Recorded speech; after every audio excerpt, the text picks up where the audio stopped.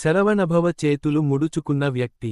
పూర్వకాలంలో తారకాసురుడు అనే రాక్షసుడు ఉండేవాడు.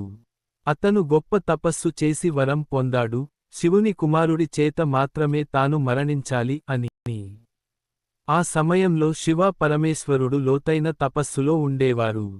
దేవతలందరూ భయంతో వణికిపోయారు. తారకాసురుడు లోకాలను జయిస్తూ ప్రజలను బాధించసాగాడు. దేవతలు కలిసి ప్రార్థించగా దివ్యశక్తుల సమాహారంగా ఒక అద్భుత కాంతి పుట్టింది.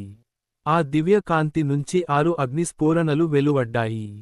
ఆ స్ఫురణలను గముగాదేవి సంరక్షించింది.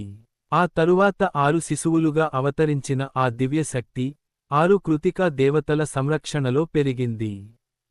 తర్వాత ఆ 6 రూపాలు ఒక్కటై ఒక మహాదివ్య బాలుడిగా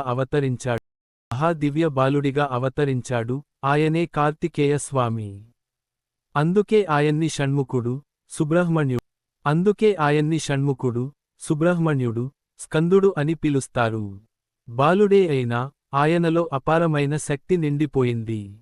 చేతిలో వేల్ ఆయుధం, వెనుక నెమలి వాహనం. యుద్ధ సమయం వచ్చింది. తారకాసురుడు తన సైన్యంతో గర్వంగా యుద్ధభూమికి వచ్చాడు. కార్తికేయ స్వామి ధైర్యంగా ముందుకు వచ్చి అధర్మం ఎంత బలంగా ఉన్నా ధర్మం గెలుస్తుంది అని ప్రకటించారు. భీకర యుద్ధం జరిగింది. చివరకు స్వామి తన వేల్ ఆయుధంతో తారకాసురుడిని సంహరించాడు. దేవతలు సంతోషంతో జయధ్వానాలు చేశారు.